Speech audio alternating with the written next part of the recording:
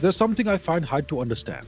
Just like we in India want to and are attempting to isolate Pakistan, being the state sponsor of terrorism, and expect the other nations to understand our predicament vis a vis Pakistan and engage with them accordingly, Israel too is the victim of terrorism at the hands of Iran sponsored proxies and expects other countries, including India, to deal with Iran in an appropriate way. After considering our zero tolerance towards terrorism, terrorism and talks can't go hand in hand. Why do we treat Iran like a normal nation and wish to streamline our relationship with it? I understand we have our interest in circumventing Pakistan to get access to Afghanistan and Central Asia, but being the state sponsors of terrorism, why don't we treat the same way Iran the same way as we treat Pakistan? When we expect others to have zero tolerance towards terrorism, why do we support a nation that unleashes terror on others? Okay, so the assumption behind this question is that Iran is a genuine state sponsor of terrorism, right? So Iran is our neighboring country. Well, not right now, temporarily not, but yes, historically our neighboring nation. Now, let's talk about terrorism. What is terrorism? Terrorism is what India has experienced for several decades. Pakistan unleashed terrorism on India. And let's remember who financed and funded the terrorism. It was the United States for several decades.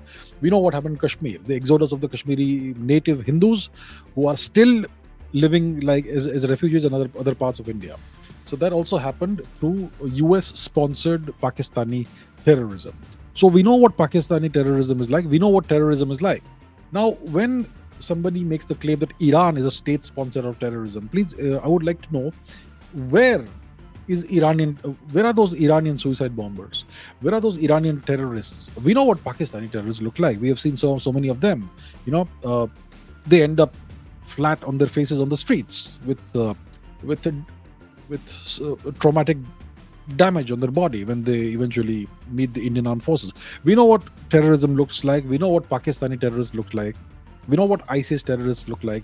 We know what Al Qaeda terrorists look like. Where are those Iranian terrorists? And where are they doing those suicide bombings and whatever else? And in which nation are they doing it? The problem is that the entire media is controlled by the West, and that's why they can label any nation a state sponsor of this or that. Okay, so Iran is just like any self-respecting nation that has ambitions, geopolitical ambitions, seeks to expand its power projection abilities, which means that it leverages the assets that it has developed in Iraq. Doesn't mean that these are terrorist attacks or terrorist assets. It has assets and it has a good relationship with the nation of Syria. It has a good relationship with Russia, with Yemen, and so on. And when Iran plays the game of geopolitical power projection, the Americans will label that as having terrorist proxies. When the Americans use ISIS against the nation of Syria, those are what do they call them? Moderate rebels. When the US employs Al Qaeda to fight the Syrian government and unleash hell on the people, on the Yazidis and whatnot, including ISIS, those are moderate rebels. When the whole nation of Iraq is devastated, more than 1 million people die under the bombs, well, that is liberation. It's democracy. We have to understand what terrorism really is, and is Iran really a terrorist nation? And then we have to understand that every nation has its own interests, and the one job of the leader and the government of a nation is to further your nation's national interests. That is all it is. And this is something we were taught by our, well, not sure he was everyone's ancestor, but Mr. Chanakya, Vishnugupta Chanakya. He taught us this, and it is part of our heritage. So we should remember that. The world is not a very nice place. The world is a harsh place. It's a cutthroat world. Every nation looks out for itself. Think of the global geopolitical scene as a big fish tank in which you have thousands of fish, different kinds of fish. Some fish will join together and work together. Other fish will be too large and they will try to eat them and so on. So it's constant cooperation and competition. It's simply the law of the jungle. That's how geopolitics works. Okay? And every nation, whoever is the leader, has only one job. You serve your nation and your people. So when it comes to the leader of India, his job is to serve the people of India and the nation of India, and that's all. And sometimes you may have to, let me give you an example. How many of you remember that a few years ago, the daughter of the Sultan of Dubai, the Emir of Dubai, whatever his name is, The daughter, her name was not. Okay, I forget the name of the lady. She escaped from Dubai by a via boat or yacht or something, and she wanted to take refuge in India. Okay, and she was her ship was of her yacht was off the coast of Goa. So the Sultan of Dubai calls up Mr. Modi, says that I am facing this problem. My daughter has run away, and it's a terrible embarrassment to me and my family. Can you please do something about it?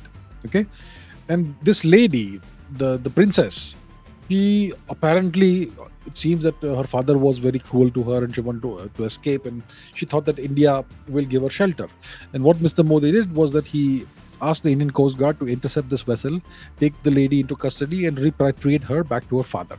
Okay, so that's what Mr. Modi did. Now it is entirely possible, I don't know, that maybe she was right, and maybe she wanted to flee from her nation and get refuge elsewhere.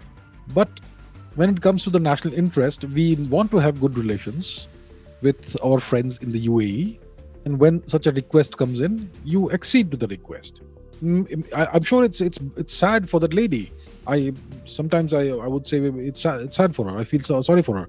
But what Mr. Modi did was in his own nation's interest, and that was obviously a considerable fillip to the relationship between India and the UAE and Dubai. And in a week or two later, the Dubai extradited a known terrorist back to India. Okay, so that's how it works. So you have to put your nation's interest first.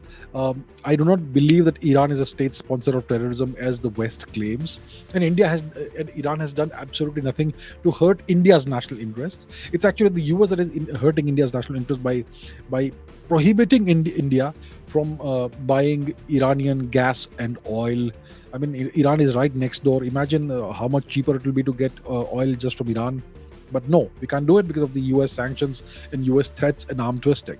So I don't see Iran as a state sponsor of terrorism. Iran is not a terrorist nation in any way compared to the way Pakistan is. And India has to look out for its own interests. People will say that why is India cooperative with the Taliban? The Taliban are so harsh on their women. It's not my problem. Okay, and it's not the problem of the Indian leadership and the Indian government. What happens in Afghanistan inside there is their own business. It's none of our business. If their people have a problem with the Taliban and the way it is governing the nation, they can take it up with the Taliban leadership. If the ladies and the girls of Afghanistan are unhappy, they should go and talk to the leaders of the country. But we, as a nation, sovereign nation, will deal with Afghanistan as another sovereign nation in a mutually beneficial manner. And same goes with Iran. So we have to understand that we have to be realistic and pragmatic in international relations. There is no place for morality and ethics. The only morality of a king is that his kingdom and its people should prosper. So yeah, that's how it is. Iran, from our perspective, is a normal nation. It is a nation with which we want to have good relations, and I do not see Iran as a state sponsor of terrorism, despite whatever the Western media claims and various Western nations claim.